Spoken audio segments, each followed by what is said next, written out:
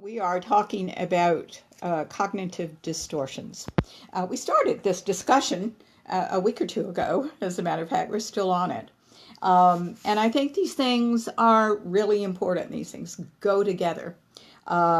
Everything that we have talked about now for the last 2 weeks and today, and maybe beyond today, are all part of the human experience, but distortions in our thinking that have come out of our childhood and that are limiting our potential right now. And of course, this show is about consciousness if you've not listened to it before. I'm Martha Burgess Novak, your host, and a teacher, and God knows what else. We are live and in person today, and for some reason, I hope I've got the Blog Talk Radio feed, but I'm certainly having a hard time with my computer as usual. And so if I can't get into that Blog Talk Radio feed, and I think I'm broadcasting on it, I'm just not on it. I can't see the number to say, call me. Anyway, all right, well, I can't have dead space on the radio, so of course, I've just got to keep going. All right. The thing that I said last week, I want to put on the table today, is that there was a wonderful article by Alice Boyes, who's a PhD. I believe this was published in Psychology Today. I'm on, so I can see. Okay, our guest call-in number, excuse me, I'm switching around all over the place today, huh? 347-850-1647. We are on Blog Talk Radio, and we are on, well, hello, Lisa. I just saw you clicked on. We are on the Blog Talk Radio and Facebook Live. We certainly hope we keep the feed to both. We're trying something new this week, and let's hope for the best. So this article, 50 Common Cognitive Distortions by Alice Boyes, I hope I'm pronouncing that right, was in Psychology Today. It was published there. But, you know, my job is consciousness and enlightenment and teaching you from there. So we're taking these basic principles that all human beings do, and we're giving it a spin in consciousness and talking about what really is the truth beyond these distortions. Okay? And also what you're going to do instead of going through the door of these specific cognitive distortions. Now, we have talked about drama. That was the first, I think that was a lesson 2 weeks ago. We talked about personalizing. We talked about mind reading. We talked about negative predictions. We talked about underestimating your coping ability and catastrophizing last week. Catastrophizing is certainly drama, isn't it? You're going to find, as we talk through all of this, that these cognitive distortions kind of hold hands with each other. They form a web, and the web is why we do certain things, react certain ways, we think and we feel certain ways according to this tapestry that we have woven of these cognitive distortions that came out of our formulating what we and the world and God and our parents and families in general and animals and God knows what else in the world, other people in the world are about. We form these ideas based on appearances. They are not the truth. They may be a partial truth, but more likely than not, they're not a truth at all. So that's the spin beyond the list that we are giving this. What is the truth here beyond the cognitive distortion? And what are you going to do instead of going through the door of the cognitive distortion? Now, that's my own image. I keep having the image through the years of my teaching this and in my own experience of healing. I keep having the image of when something happens, when a certain sort of circumstances happen, we go through a door that has been available to us since our childhood. But guys, that's the egoic child's mind. That's the thinking that we want to get beyond. Oh, my tea is over here. Excuse me, I have to reach for it. Because I really need it this morning. I hope you guys are doing well. We're doing very well up here ourselves. But you have no idea how much I think about you during the week. I think about what we're going to talk about. I think about how you're doing. I think about you that call in a lot of times. And wish you well. Okay, let's do a prayer, and then I'm going to launch into information, like always.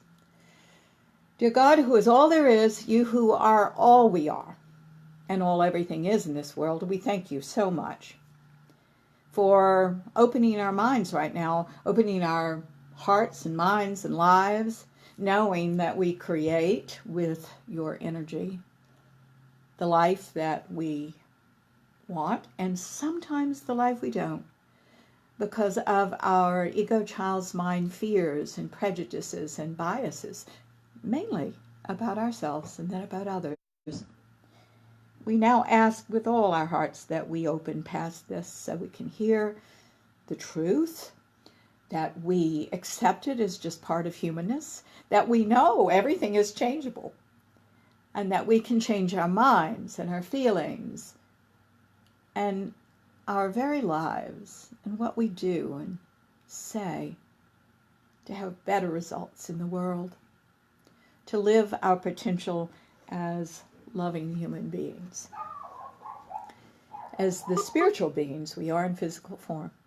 So we open ourselves now to see, hear, sense, and know what you would have us do, as we open ourselves to the truth that lies in your enlightenment. Thank you, dear God, who are speaking to each and every one of us, and we listen. And so it is. Amen. All right, kiddo keens, let's go. So, today we're going to start with number 6. And this is, and again, these are cognitive distortions. These are the distortions about life that we have formed in our childhood in some way. Okay? The 6th one is we give biased attention to signs of rejection and lack of attention to signs of social acceptance. So, cognitive distortion, biased attention towards signs of social rejection and lack of attention to signs of social acceptance. All right, here we go. Let's talk about this. She gives an example here. During social interactions, you pay attention to someone yawning, but not paying the same degree of attention to other cues that suggest that they're interested in what you're saying, such as them leaning in. I've noticed for years, as I trained many actors in my time, I used to have an acting school. Just don't have time for it anymore, but certainly did that at one point. That if you have this issue, you notice the one person that gets up from their seat and goes to the bathroom. You don't see the 5,000 people that remain in their seats and are interested in what you're doing. Okay? I think this is extremely important to realize that we have an obligation to be ourselves. You see, this really shows that you're more interested in what they think than what you're saying. And to be an interesting person, you've got it backwards. You have to be interested in what you're saying, or don't say it, right? That doesn't mean be quiet. That means we must be interested in who we are and what we're interested in. Now, when we feel this, that, hi, thank you very much, Dance. What a lovely name. Now, what happens when we're in situations like this is we then become overprotective of ourselves, right? And when we're overprotective of ourselves, I want to tell you that, and many times when I'm talking about these cognitive distortions, and I want this to put this on the table for almost everything, and particularly this point that we're making today, is you get what you most fear in many cases. And here's a case in point. So you are feeling, you feel that you are being socially accepted, rejected, or not accepted in some way. And then what you do is get overprotective and you put up a wall, you pull in, you lower your energy, and literally you're not there anymore because energetically you've got to be there for you to exist for somebody else, right? This is an energetic world, and when you pull your energy down and in, you're not there for anybody but you. And sometimes you're not even there for you. All right. That said, this overprotectionism and the thing it makes you do with your energy can be very, very misleading. Now, here's my point. It can be misinterpreted as unfriendly, uncaring, unkind, and certainly non-contributory. Now, the latter is true because you're not contributing. You're pulling in. You're thinking of nothing but yourself. You're narrowing your focus instead of realizing that every human being, and here's the spiritual principle of this, every human being, by the very nature of their existence, has a right to be here and be heard. I don't like the phrase, and I talked about this last week, I have to say my truth, because it's ego-driven. The fact is, anybody who's in the higher self is never making a statement like that with their fist in the air. You're just busy being you and speaking when you have something to add, you see? And knowing that by your very existence, this is your space, and you have a right to be here for the time you are here. It's so much easier than we make it. So let's talk about this in light of our consciousness questions here. So what is the truth? You're telling yourself you're not socially accepted, you have been socially rejected, that you're not getting the attention that you should. Okay? So what's the truth about that? The truth is, I am bringing my energy down, and I need to keep it up. I need to be present in every conversation. I need to listen to other people. I need to be interested in their ideas and speak mine when it's time and when I have something to say. That's the truth. The truth might also be I didn't get enough attention from my mom and dad, and now I desperately seek it from others. But what I'm missing is I'm not giving it to myself and working from the inside out, giving myself my own interest and my own attention. You see? Now, I'm not talking about something overblown and narcissistic. I'm not talking about that at all. There is a solid and very ascended, and when I mean by that, I'm talking about closer to the pure energies of the ascended God instead of the fear-based experience of God that we have in our ego child's minds. The ascended version is actually a pride in who we are. Not a pride in who we are, narcissistically, that's the ego child's mind, but actually, I'm what I am. I am who I am. And these are the things I feel and believe. You don't have to believe it, but this is who I am. I think that's really important. And what happens a lot of times instead is we isolate and withdraw and we create drama in our heads instead of just being real and being present and adding what we can. I think it's always so wonderful. I know employees look for this. I certainly do. But we look for people who will add value to any situation. It may be just a smile. It may just be a lightening up of a situation. It may be a kindness. It may be knowledge. whatever it is that you can add to make the situation better and to add value is your highest self. Just don't fool yourself, okay? Now, what are you going to do instead? We've talked about that. What you're going to do instead is you're going to stand there and care about other people more than you. You're going to be in the mix, certainly, but you're not going to be so self-focused that you can't see them anymore. And you know, for years, I've seen actors do this. I'll watch an actor interact with another character in a scene, and you know, the most fascinating thing is you'll see they can't even see the other character. So when I say, don't look at them, tell me what they're wearing, tell me what their interaction is, tell me what they just thought about what you said, they can't do it because they didn't see them. They can only see themselves, even though they're standing there and they're supposed to be acting. Isn't that interesting? So what we would like you to do is sincerely not try to be anything but who you are as the ascended God, and just listen and care and interact. That's what your highest self does. You see?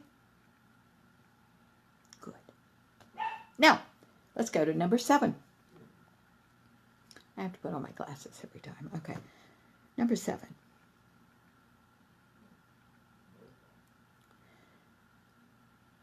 This is a negatively biased recall of social encounters. Have you ever left a situation and just replayed it over and over and over again in your mind? It shows an insecurity about you. I can't tell you how many actors in the beginning of their training with me, and only in the beginning, will go to an audition and then they'll call me and they'll go, oh, and they want to go over every little thing and try to read what happened there, you know? And what it always says is you're not sure what you did and whether you were any darn good. So you're looking for any kind of clue that will soothe you and help you feel better about yourself instead of feeling better about yourself to begin with when you go in there. Actors do this. And so one of the first things I always did with actors, and certainly do with business people and with you, is to say, fix this. For heaven's sakes, know who you are. Know if you blew it. Know if you didn't blow it. Do the best you can. And then, for heaven's sakes, learn from whatever you did and go on. It's not a mistake if you learn from it, is it? No, it really isn't. But if you don't learn from it, it remains a mistake, and you can hold that against yourself. It's very unproductive. People that have negatively biased recall of social encounters, or, you know, certainly an audition for an actor is a social encounter, they remember the negatives from a social situation, but then will remember the positives as well. That's a shame, you know, because things happened to us. I'm going to tell you a story. I'm going to tell you a story because peak performance saves you. You need to really be in peak performance because you don't know what's going to happen. I'm going to tell you a story about what happened to me. I even wrote an article about this from a magazine. I think it was a national magazine that's out of print now, so I can't tell you where to go and get it, but I'll tell you the story. Okay, so I was an actor, and I was on the stage. I was doing a show called Tintypes. I was playing Anna Held in Tintypes when I was younger. She was a Ziegfeld Follies girl and married to Flo Ziegfeld, right? Okay. In the piece, I had to, the other cast members brought out a screen. 2 men brought out a heavy screen. And I was supposed to hunch down, right, and sneak behind the screen that they were carrying with a little tiny stool that I then had to step on to go, voila, above the screen. Now, what I need to set up is I had a very fast costume change.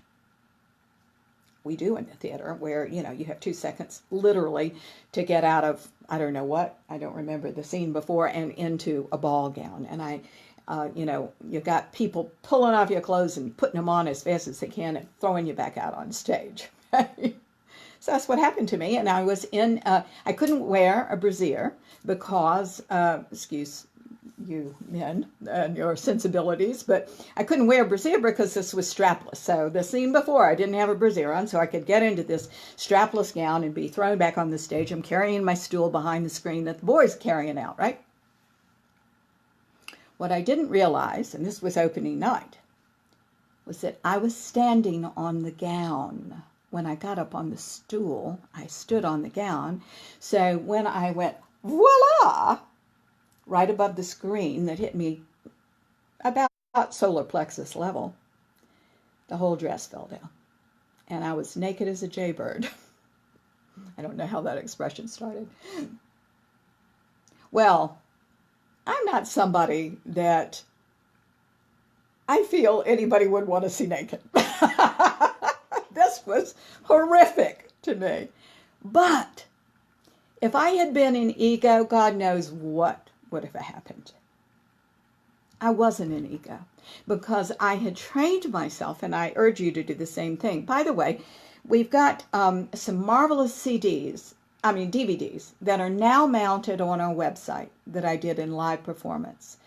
Please get them. And we're about to mount one that is about this very thing, peak performance, not being naked, peak performance, which is an extremely important 3 CD set, and it is called the IT series, and the IT series will be mounted soon. Look for that. It's a really important thing for your life. Lot of energetic lessons, and it is often the lectures that I give in business circles to help people interact in a better manner. But it's not just for business, ladies and gentlemen. The IT series is how to be it. Okay. That said, so what happened, back to my nakedness, what happened is because I was in the right frame of mind, again, the highest self, thinking of all of us, me and this audience, and giving a good performance. Here I was, naked, voila. I heard everybody gasp and laugh, and I looked down, and there were my bosoms. And I went, whoops, and pulled it up, and then went, voila again. Well, everyone dissolved. What I realized is that in my biggest vulnerability, I had just found my biggest strength, and that was grace. Grace. That's always there, by the way, no matter what happens in the peak performance self. Grace under fire sometimes. And it's always there in the peak performance self. Does not exist in the ego. Oh my God, had I been in ego, I'm not sure what I would have done. Cried? Not been able to go on? Not get a laugh out of my nakedness? No. The performer goes on, right? And so people, I think they must have laughed and applauded and carried on and cheered and stood on their seats for 10 minutes or so. It was really quite the thing. And it taught me a lot. See, every one of those people in that audience went, oh my God, what if that happened to me? I would die. Because you're sitting watching a show and you're not performing. Your energy is low. You're just you. So when they see someone that actually can exhibit grace under fire, wow, that's amazing. Now the point is to be in grace, in that peak performance ascended self, before it happens. All right? That's important. All right, peak performance does save you.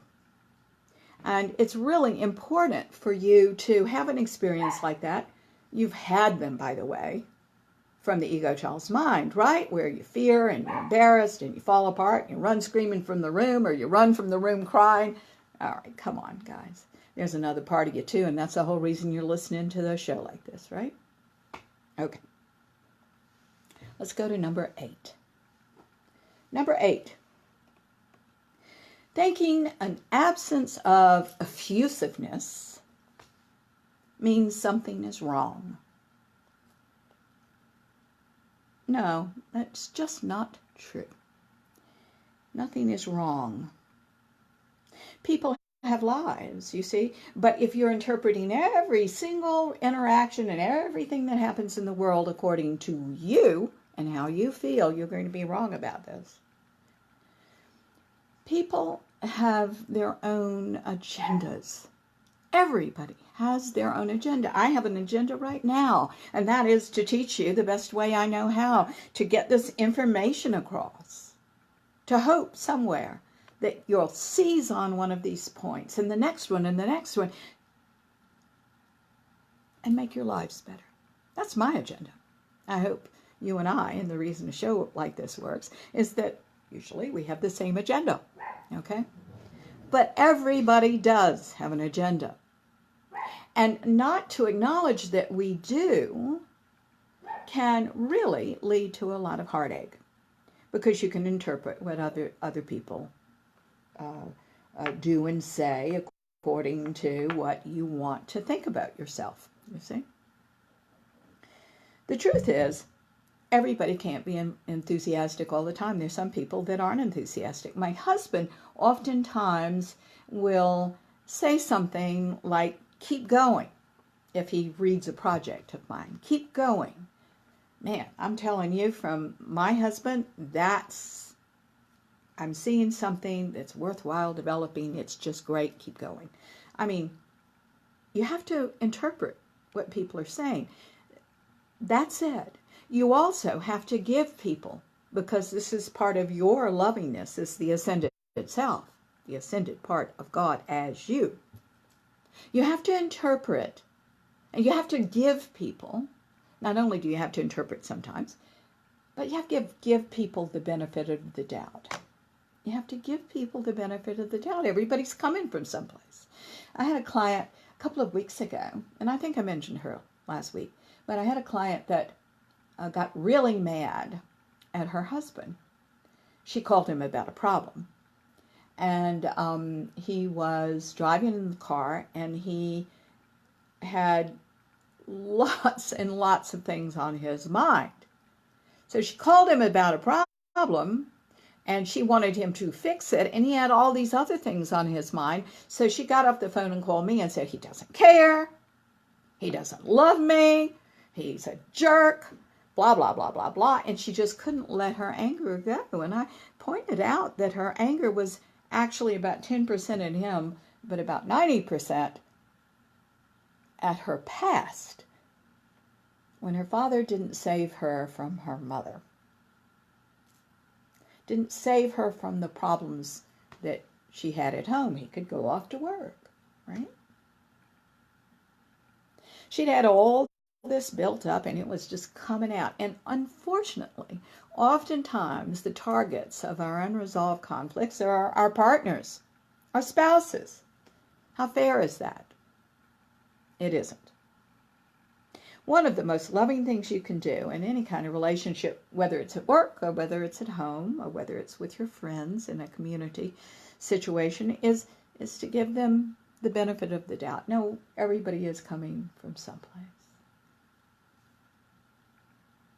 Everybody's coming from someplace. Particularly if you already have a relationship with them and you know them to be a caring person, you know them to be kind, you know them to be real, you really don't want to do that. An absence of effusiveness means something is wrong in a cognitive distortion. I remember my first husband did something very cute. One day he gave me a card, and the card was just one of those friendly little silly cards, right? And he signed it sincerely. And And I thought it was hilarious. So guys, sweeties, please don't read into things that aren't there. Just take life easier than that. You see, all these cognitive distortions create an incredible stress internally in you. And you're supposed to enjoy your life. And if you're carrying these 50 things, you're not enjoying it as much as you can. And you're certainly not working in the fields of your potential. Now, I'm going to say that I was a poster child for all of this. We all are, by the way. So I hope that you're not over there cherry picking. I don't have that because we all have all of these. To more or less degrees, that'll give you. But I'm the poster child for this work. And I'm going to tell you that you can get over everything and think more global thoughts and be more loving and everything. And I think this work is amazing. And I would say some of my clients and the healers that I train, the facilitators I train, that are, by the way, posted on my website, www.marthaburgessnovak.net. We're .net, not a .com. My associates feel the same way. Go look them up. Read about them. Okay? See who you want to work with. All right. Number 9. Okay. Should I go back? Maybe I should. And put this in a more succinct fashion. I just realized for the last 2 I was not wanting to do, or not necessarily not wanting, but I was neglecting my responsibility with what is the truth and what are you going to do instead. So let's talk about that. Let's go back to negatively biased recall of social encounters. What is the truth? The truth is, if you're having a bad experience, then I'm self-focused. I'm self-absorbed. Stand there and change your focus. Care about them genuinely. You don't have to present anything about yourself. You don't have to look better than you are. A lot of us carry a life pattern that's called the looking good life pattern. Okay, based on the wanting to feel good life pattern. We don't have to do either. We can just be and care. You see? So, the truth is, I'm self-focused and I need to change my focus to be more loving and caring for other people.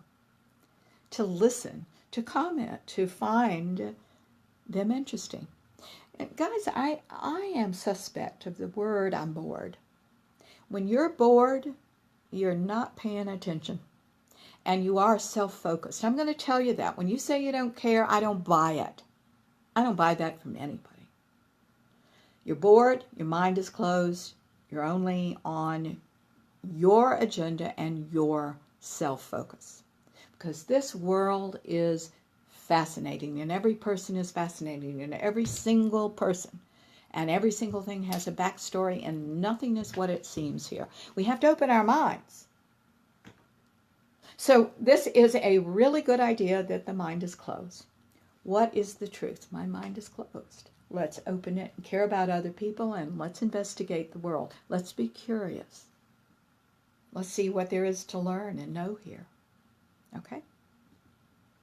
So what are you going to do instead? You're going to care, you're going to stand there, you're going to be present, you're going to keep your energy up, you're going to be interested. There was something that, this is the second time it's come around, so I suppose I need to say it. I love Michael Caine. You know the actor Michael Caine? He had a wonderful story. He said when he was a young man, and he was on the stage, and he was a walk-on. They call a walk-on somebody that just is there to decorate the set, all right, in the theater. It's the same as an extra in film, just different words. So he had this walk-on, all right, and he was up near the fireplace, if I remember the story well, with his martini glass, and the director called the scene. When I say call the scene, I mean the director said, okay, everybody take 5. Did this to Michael Caine. Michael Caine went over there. He said, what are you doing? Michael Caine said, well, nothing. And the director says, well, why are you doing nothing? And Michael Caine said, because I don't have any lines. And the director said, you know, you're wrong. You are listening and observant to everything that's said and done around you. You have an opinion about everything. And just when you start to say it, you decide not to. Wow. Now that's how to stay in a conversation, ladies and gentlemen, whether you're a walk-on, whether you're an extra, or whether you're a person. Real important. Okay? Stay there, be present, and care. So moving on to thinking the absence of effusiveness means something is wrong. What is the truth? That's an abject lie, that you have to be effusive to be cared about. That's ridiculous. No. The truth is, everybody has an agenda and everybody is involved in their own thing. And that's a really good premise for you to come from as an individual, for you to know that about everybody. You've got your agenda. They're entitled to theirs. All right? And if you're wondering about people, so the truth is everybody's coming from someplace. You're coming from yours too. And you didn't get a lot of effusiveness, and you didn't get what you wanted all the time from your parents, whether, by the way, you realize it or not right now. If you've got this issue, that's something I would think about. Okay? But what's the truth? The truth is, if and this is what I would do instead. The truth is that you are smart and talented, and you've got to carry that inside of you. You got to know you. You got to give yourself attention now, but not in a narcissistic way. You just have to give yourself the attention that you deserve. You have to self-actualize. You have to meet your own needs. Okay? You can't look. The truth is, you can't look for somebody else to make you feel good. You have to make yourself feel good. What are you going to do instead? You're going to realize that you're going to stand there. You're going to care about them. All right? You're going to realize their agenda. You're going to be mature enough to say, you know, I was hoping for a better reaction from you. Do you have something else on your mind? Yes, I do. I have to do this at work. Okay, darling, well, let's talk about this when you feel better. Okay? Most people don't ever ask. Asking fixes almost every one of these. Sometimes my husband and I play a game, and I'll say, I'm going to tell you something, and here's what I want your response to be. If it's a good time. Is it a good time? You have to ask yourself. You have to ask them, is it a good time? If it isn't, just save it for a better time. Okay, now we're caught up with ourselves. Number 9. Number 9 are your subscribing to unrelenting standards. Oh, this is a big one. They start in childhood. But when we are forced to do things, we haven't done something right, according to our mothers and fathers. We have to do it again. We may have to do it again and again. This may be consistent. You know what happens when it is? We might, what do I want to say here? We perceive we need those standards to be a valuable person. We perceive, it's a perception. All these things are perceptions, aren't they? We perceive we need to have a big standard that we, by the way, may or may not be able to reach, to be valuable. That's what our mothers and fathers taught us. And what happens is that long after we are out of our mothers and fathers' house, we become the force, our own force. Because we perceive that while we may have reacted to what they insisted upon, we become our own force, and we're reacting to, hello, hi, Angela. So nice that you joined us today, and happy Sunday to you, too. We perceive that we need a force to motivate us.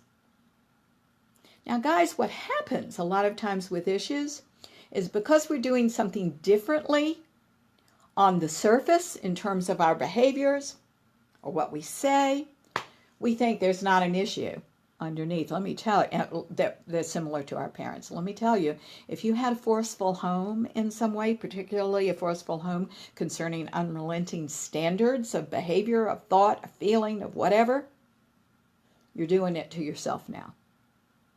And we've got to all grow past that. We've got to realize, wait a minute, I'm the force. Is this a practical standard? Sometimes that's something we have to learn, believe it or not.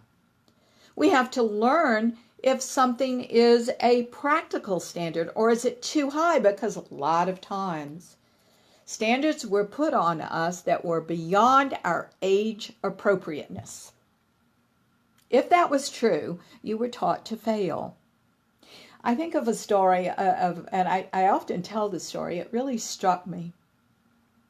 When one of my friends was very young, she was very young. This was before she learned to read. Her father broke down on the highway when he was coming home from a business trip. So he was coming from the airport and his car broke down.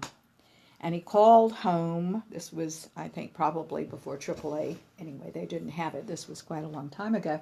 And he called his wife, and she had this young child, and she couldn't leave the young child at home. It's the middle of the night anyway when he was coming in.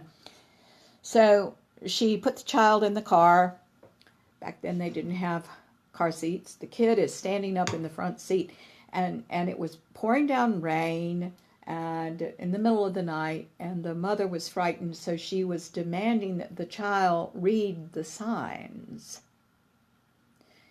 to help her get to the airport, and screaming at her to read the signs. And the child couldn't read. Wow.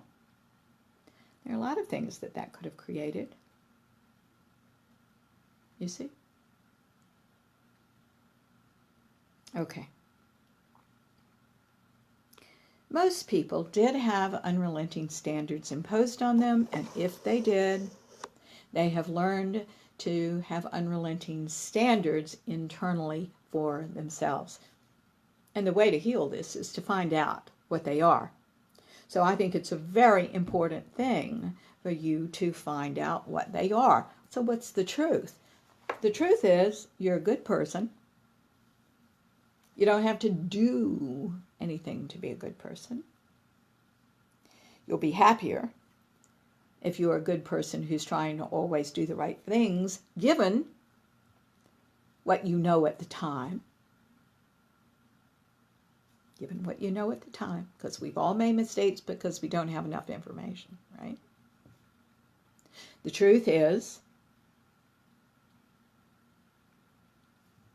that you need to do what you can do that supports your health and well-being, and that you are responsible only for you and not for everybody else.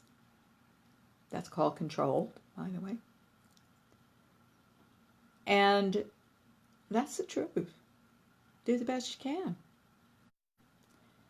The truth is to discern whether your standard is appropriate or not appropriate, and to adhere to that and realize, I just put an inappropriate stress on myself, something that I can't possibly do.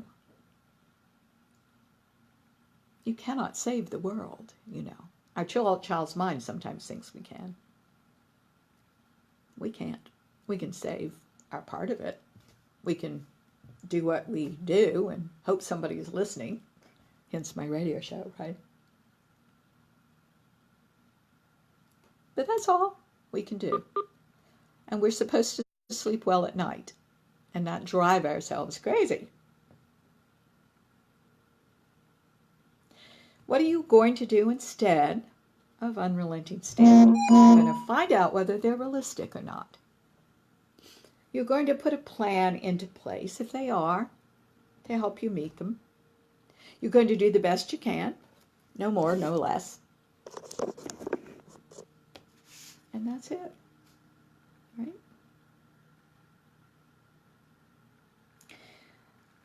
Let's give you an example here. I have the dearest client, and she is a very dear friend. And she's been with me for many, many, many, many, many years. Gosh, I don't know now, going on 13, 14 years. Her big complaint through the years was always that she could not sleep. She could not sleep.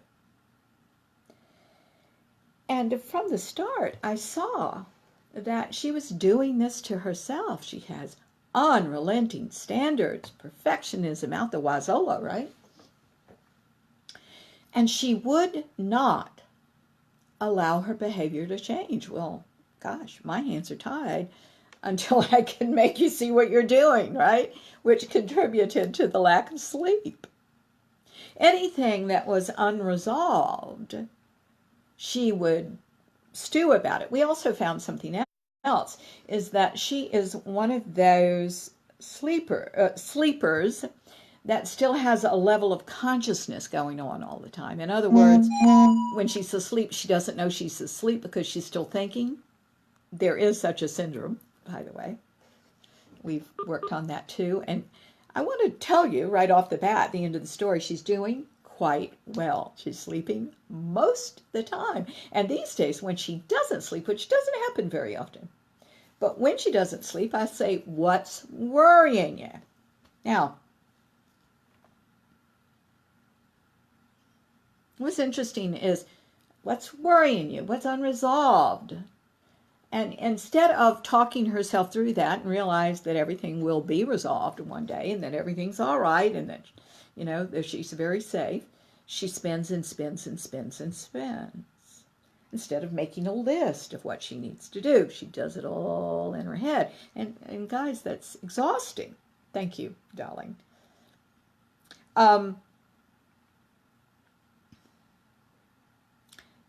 She would not change her behaviors. She made herself crazy at holidays. Absolutely crazy at holidays. She insisted on doing the entire Thanksgiving and Christmas meals herself because she was of the Christian community. She had an extensive, big old family, right? And they had their families and she was just cooking up a storm. I said, why don't you let everybody bring something, or why don't you go out to eat at least on Thanksgiving? Oh, we can't possibly do that, tradition. Guys, give you a tip. There are no enlightened traditionalists. There are no enlightened traditionalists. I hope you'll take that to heart. It's really true. You got to move with the times. You got to see what you want to do. She's not, 30 years old anymore with the little kids where it matters. Have everybody bring something, or for God's sake, move it to another house. Instead, she just spun and spun and spun and spun. She also had a thing about she wanted everybody's presents to be fair and everybody have an equal thing, and so she worried about that incessantly. Now, she hasn't done this kind of thing in a long, long time. She also packed her days, so she was running from one thing to another all the time. And my darlings, change. We've got to realize that change is our friend. Thinking through things is our friend. But of course, what was she telling herself? Oh, these were her standards, by the way, in her mind. And she was telling herself that she was not a good mother. She was not a good grandmother. She was not a good wife if she couldn't accomplish these things. That's ridiculous. Accomplish them a different way. Make it easy. Make it fun. that make it fun is a really interesting thing, because one of the big complaints from her family was that the holidays weren't fun. They were very focused on tasks and getting the job done and having everything be perfect. It wasn't fun. The mother never laughed. The mother was on edge. I don't think that's any way to live. So I present that to you. Number 9, unrelenting standards. Question them, dear hearts. Do question. All right, let's go to number 10 now. Entitlement beliefs. Well, we see that all over the news, don't we? So many of our politicians feel entitled. Now I want to talk about narcissism for a minute. This is information you can find on the internet as well. You know, we think of narcissism as being one kind. There are actually 3 kinds of narcissism, according to psychology. One is the exhibitionist narcissist. The exhibitionist narcissist is constantly saying how great he is. This is a P.T. Barnum, giving a show.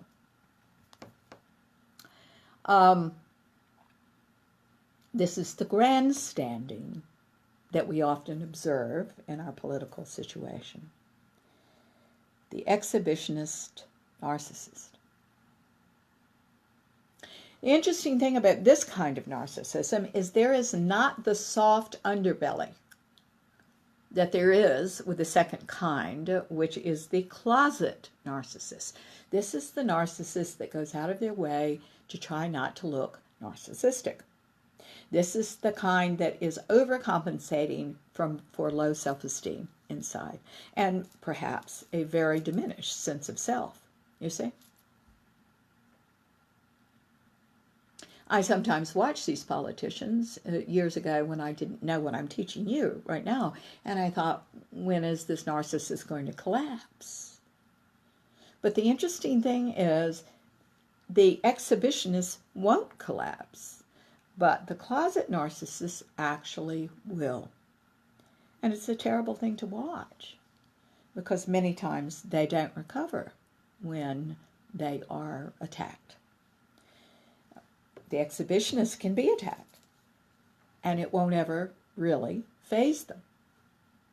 That's the entitlement beliefs, and there are all sorts of ways. Now, the third type of narcissist, I hope you will never meet, that's the toxic narcissist. And the toxic narcissist is often the narcissism that's associated with, I think immediately, serial killers, okay?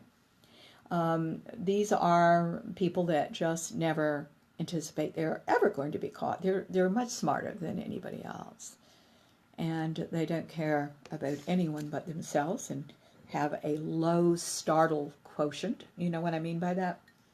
Now, they found this with the antisocial personality disorder, but I'm going to tell you right now that that doesn't mean those are serial killers. There are many antisocial personality disorders walking around. There are doctors and our lawyers and many other people out there. They're not all that, by the way. There's a small fraction of people that are.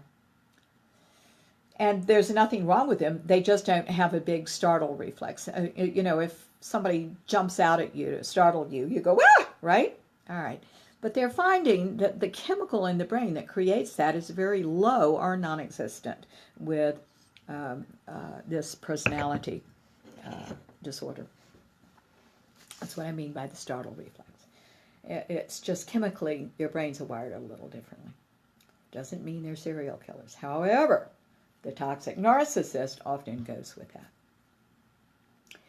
Okay, let's move along.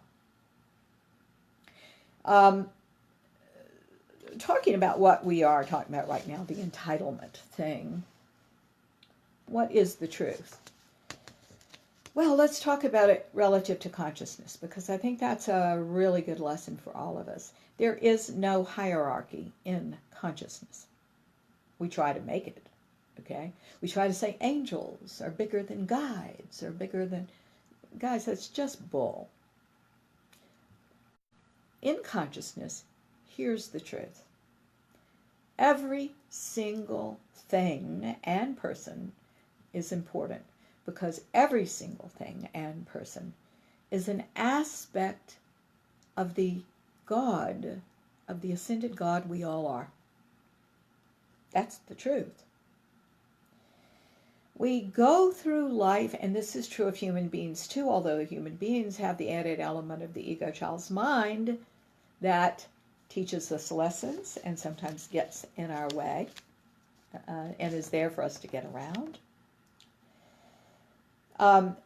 We all are, everything in life is trying to be the best that it can be. You're listening to the show to try to be the best that you can be, to get closer to the God self that you are, the loving self that you are, the conscious self that you are. There is no hierarchy, because the stone, which by the way is alive because all the molecules are moving, if that's your definition of alive, I happen to think everything is animate, okay, whether it even looks inanimate or not. The stone has moving molecules. It's trying to be the best. It's not trying in our consciousness, but it is, by its nature, being the best stone that it can be. And that grain of sand, the same thing. It's being the best grain of sand it can be. And many grains of sand make up that beach, you see. The dog at your feet, being the best dog it can be. The tree in the yard, the best tree it can be, given the circumstances. You, being the best you can be. Nothing is bigger or smaller than anything else, except in size, physical size. But that's just one dimension. Everything is important. Everything plays its part. So there's no hierarchy here, but in our childhood, particularly if you came up in the age that I did, there's a hierarchy, right? Oh, it was the dad and then the mama and all the little kids in pecking order. Businesses were created on our child's mind to plan old structures of businesses. Certainly you need a leader.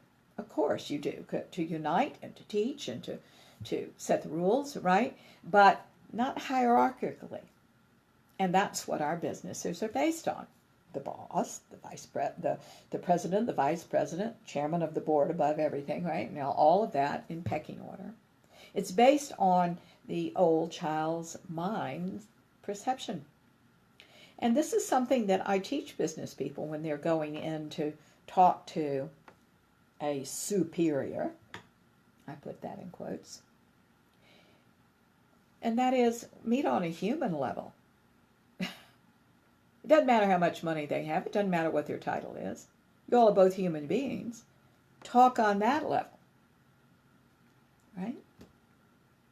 Because all of a sudden, you're talking on a higher plane. On the fact that everybody's important, including you, and that everyone has to share on that level if we're going to find out the best solution. Good. All right.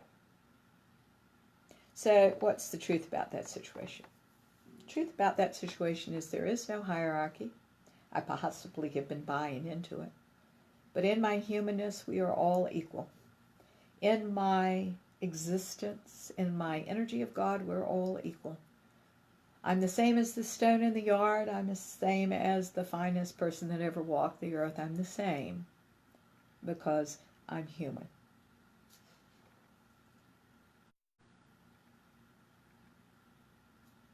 I'm the same. I'm the aspect of God known as me. And that alone, is what I'm responsible for. I love you too. Thank you for sending me that. I appreciate it. Now, what are you going to do instead? Well, I think you're going to need to realize that. You're going to need to catch yourself believing in hierarchy and this narcissistic thing of high and low. I'm better than, I'm less than. And most people do that out of their insecurity. In the ego child's mind, they're playing these games. I'm better than, I'm less than. Guys, nobody's better or less than anybody else. And boy, a happy life is achieved when you realize that. Because if you don't realize that and you're still trying to be better than or less, or believe yourself less than and trying to be better than, because most people are not closet narcissists, you're trying too hard. You got your emphasis on the wrong thing, what other people think about you, instead of just being you. Being. That's a real important aspect of consciousness, isn't it? Just being. And let me tell you, the world is full of people. What we don't have is you, fully, completely, and consciously. Let's develop that. Okay. Now, how's our time? 28 more minutes. I'm going to be on this topic for the next probably 2 weeks, as much as we talk about things. There's a reason that I'm not just saying this list. You've got to see this list in the context of your life. You got to hear stories. You got to make this a living thing for you so that you can do something else. And I'm really wanting to phrase these things for you in the light of consciousness and the conscious experience, so you can move on them, right? It's one thing to hear information, another thing to hear it and process it, and another to hear it, process it, and implement it.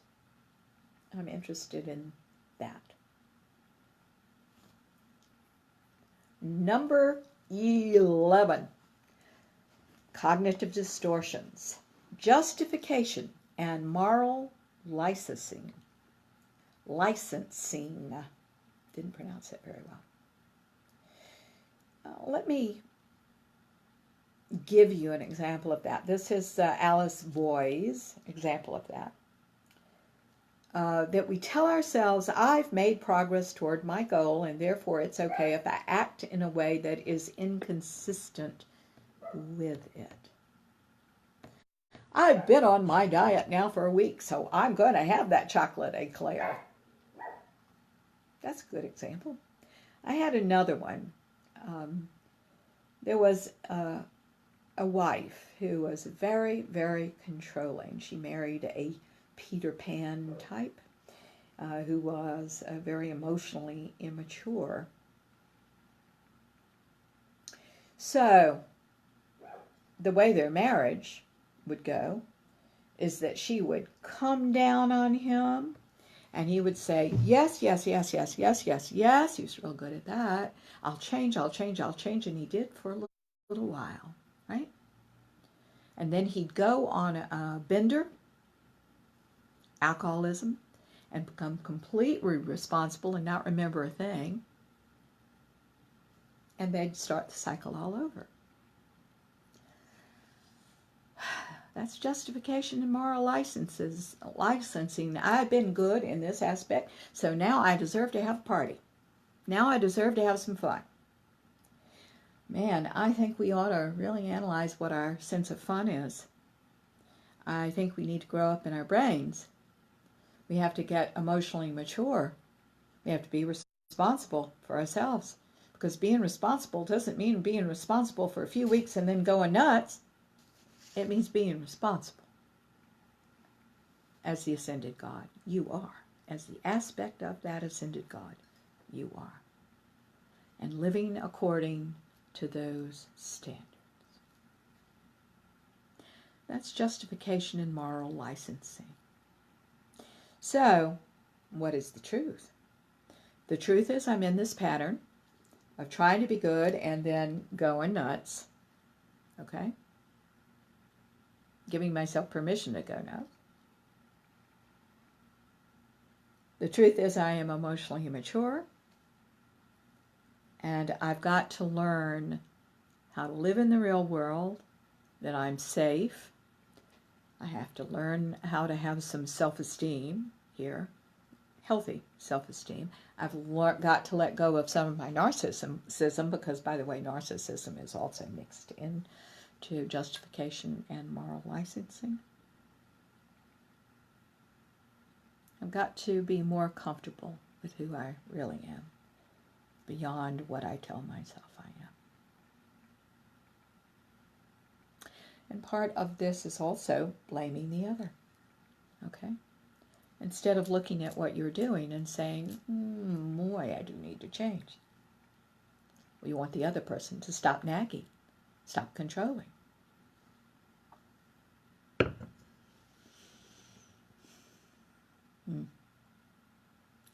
So what are you going to do instead?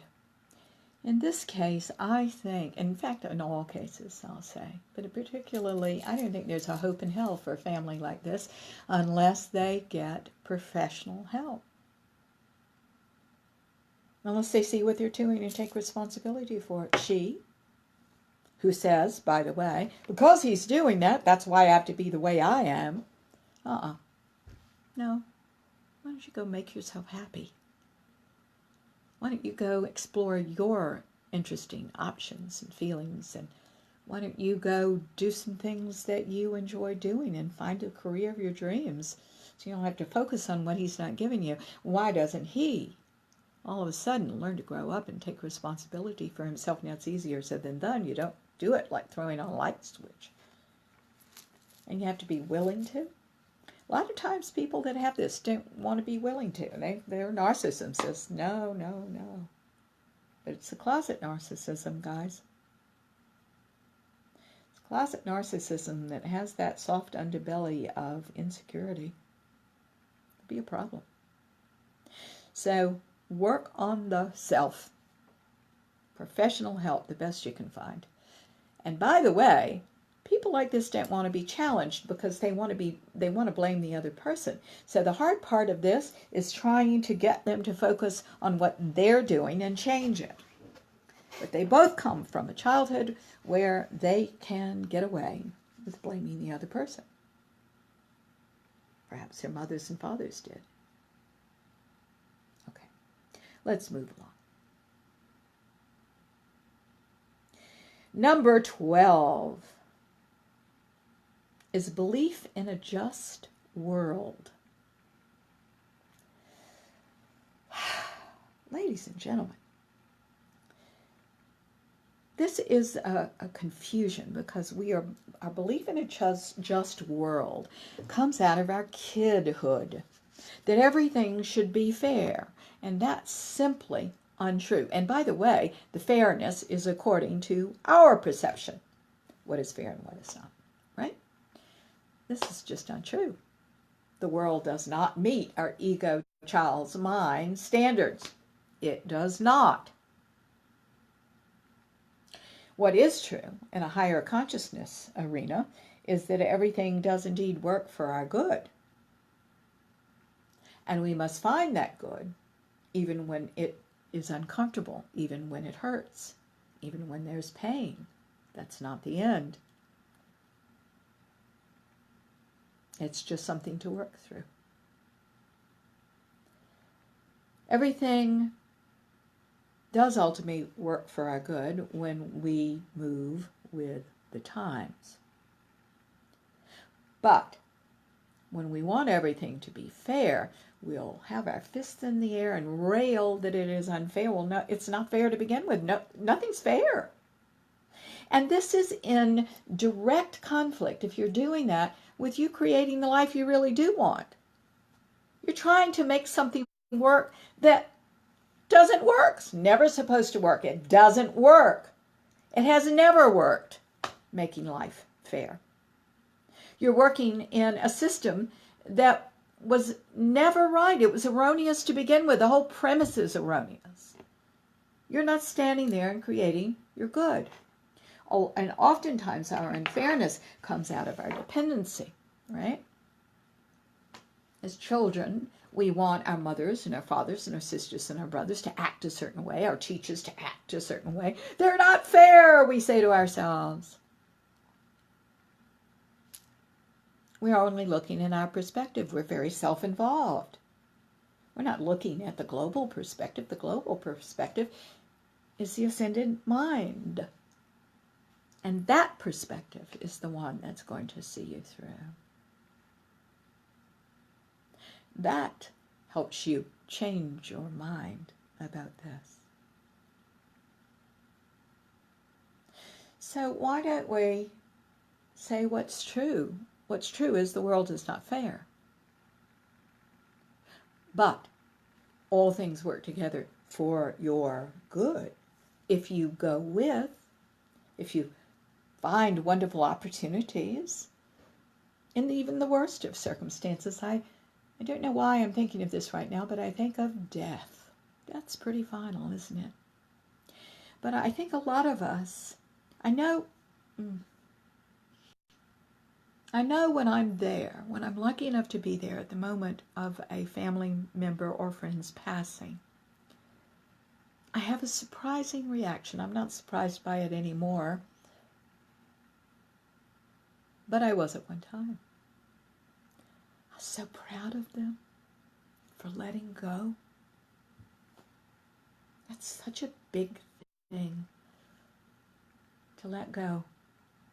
See, the ego tells us, it's propaganda, by the way, from the ego child's mind, that it's saved us every time. And this is one of the reasons that sometimes we linger on our deathbeds, afraid to go. We want that ego child's mind to save us. And it's not going to save us against death, not ultimately. No, it will not.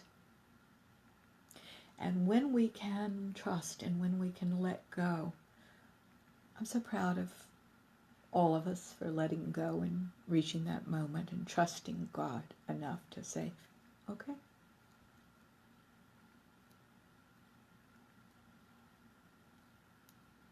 The ego child's mind's always going to tell you there's a just world out there, instead of doing what you need to do. So the truth of the matter is that the world is not just, and believing in that is keeping me off the one thing that's going to make my life happier, which is creating the life I want and going with. The spiritual principle here is going with, not trying to make everything and manipulate everything to make it just. That's ridiculous. Make it good. So, what are you going to do instead of holding on and saying it's just? Is trying to move with times, go with, realizing there's a gift in everything, finding out what it is. Sometimes you don't see it when you're going through pain, but you do see it in hindsight. The whole reason that expression is there, hindsight is 20/20, is because it is. When you're out of the chaos, you're able to see what it meant more in a spiritual way. Maybe more than a spiritual way. That's how to do it.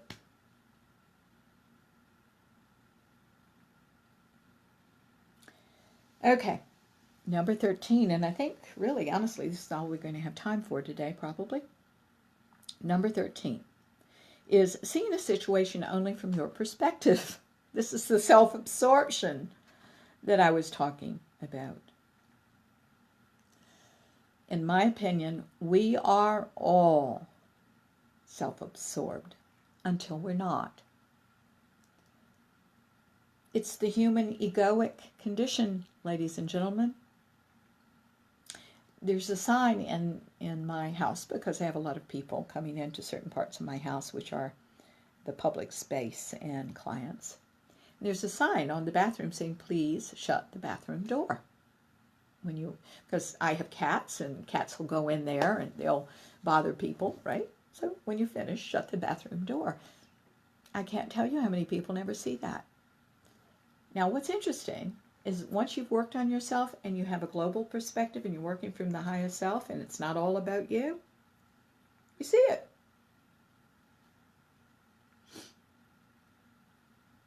We know that we're self-absorbed in a lot of tiny little ways. We leave the room and shut off the lights when somebody's already in the room because we're leaving the room. We don't do it out of meanness. We do it out of self-absorption. Look at your behaviors. Look at your behaviors. Now, also, what's below the behaviors is your motivation. Why did you do something? Well, we just have to be honest, guys. We can't blame other people for our own experience and what we're doing. That's just ridiculous. Say you're self-absorbed. Sorry, darling, I'm self-absorbed. Turn the light back on. Sorry, babe, thinking of myself. Turn the light back on. For heaven's sakes, kids. It doesn't make you a bad person. You see, people that have to make it somebody else's fault or whatever are just not adult enough to say, oh, I'm sorry. Okay, I was thinking of myself. All right. Darling, there's nothing wrong with you thinking about yourself. We're human, right? Nobody's going to jump on you if you say the truth. But we don't say the truth. We'll blame somebody else. Well, it's too late. You should be in bed. You shouldn't be reading anyway. Why don't you just say, I'm sorry. I did it. I'm thinking of myself right now. I love you. Good night. So, what is the truth? Truth is, I'm self-absorbed, and there's a big old world out there beyond me. You see, this is a very spiritual thing. You remember, not to be focused on Christianity right now, but that's where I was raised, and I'm going to give you an example. We have the Trinity in Christianity, right? The Father, the Son, and the Holy Ghost. You're hearing about that all the time. One of the things, though, that we don't understand is what it is. The Trinity is telling you how to live and how to live well. Here's the key. The Father is the Father in you.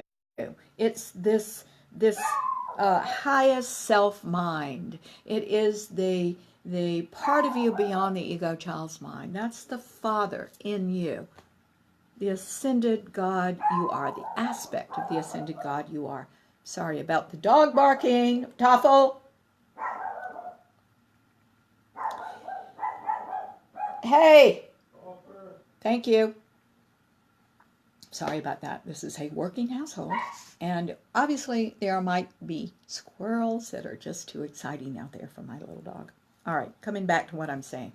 So the Father is the aspect of the ascended God you are. It is the internal experience of God. Okay, the Holy Ghost is the external spirits of God. It is all the aspects of God, the tree, the lake, the sky, the air, the dogs, the dog bark, the squirrels in the yard, the pebbles, the other people. It's everything that you aren't that is also the aspect of God. It is the oneness with all life, okay? There you go. That's the Holy Ghost. Now, what unites the inner factor with the outer factor? Well, it isn't just Jesus Christ. That's where we have it wrong. It isn't just that man, because if we believe that's the only uniting factor, then we have distanced ourselves from the responsibility as spiritual beings in physical form, because the factor is the physical being, the humanness that is you, just as it was the physical being that was Jesus. He held that place for you. So what I'm trying to say here now, beyond Christianity, is that there is an outer world that is God and an inner world that is all God, and you are the one, you and your humanness bring it together. You and your humanness make it work. So, what happens when you only see it from your own perspective? The other two things, the inner God and the outer, cannot be united. You're only in your own thing. Here we are. As myopic as they come. Yeah, we got to get beyond our self-absorption. to make this wonderful system work. And you might not believe it's a wonderful system right now. Well, look what mind you're in. You see? Sorry to get all esoteric on you, but this is esoteric work. There we are. Guys, we're going to stop here. We're going to come back next week with 14. And we're going to go on more with this and what this means. What are you going to see beyond yourself? It can't be all about you. It can't, by the way, then I hear people say, but I'm so self-sacrificial. It's all about other people. That's still all about you. Because you become the victim. And then let me tell you, there's nothing like being a victim to make it all about you. We have to see things in context. Choose something in the room right now where you're sitting. I'll choose this lamp that I'm looking at that's an inheritance from my dear friend. Look at that. Look at whatever it is in the room right now and only see that and let everything else fade away.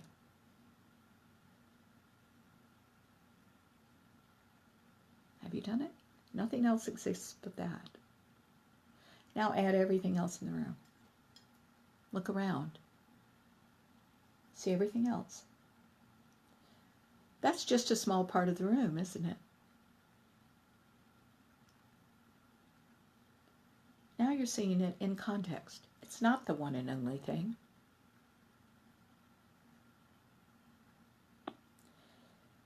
One of the ways not to be self-absorbed is to bring yourself into the present and experience the present through your senses. What are you smelling right now? What are you hearing?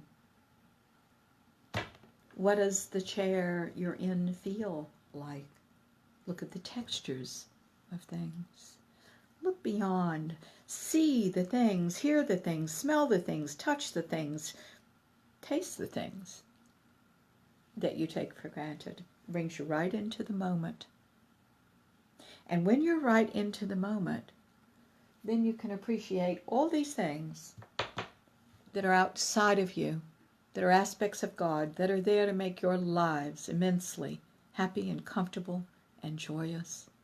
And there's more for you than even the ones that are in your presence and the ones that you perceive right now.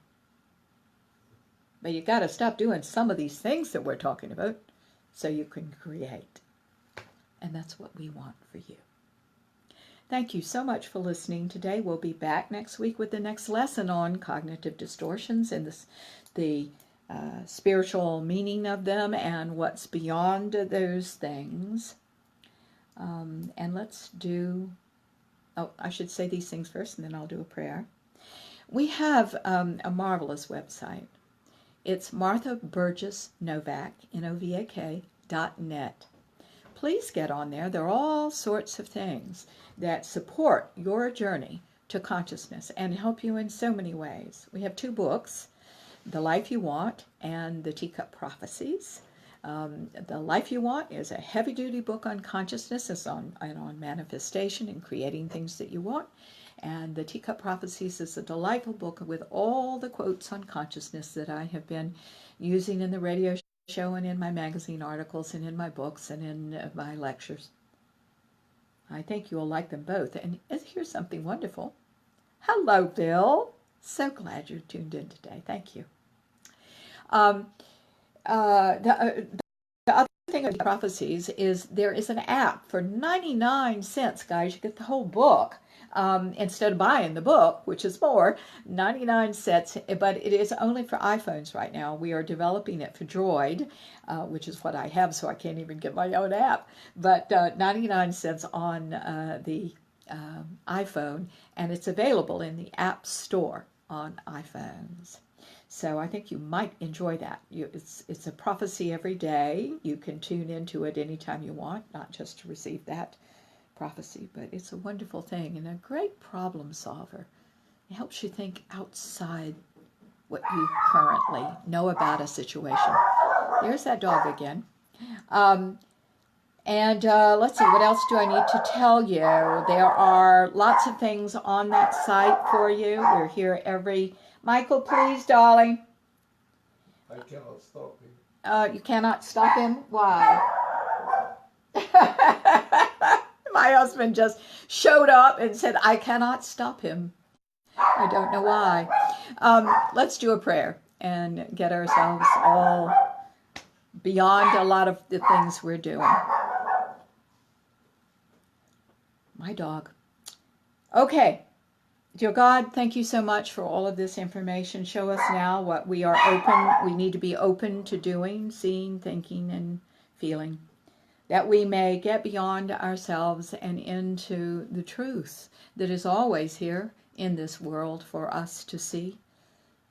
Help us be in that frame of mind, leaving the egoic child's mind right now and seeing something bigger and bolder and better and deeper for ourselves.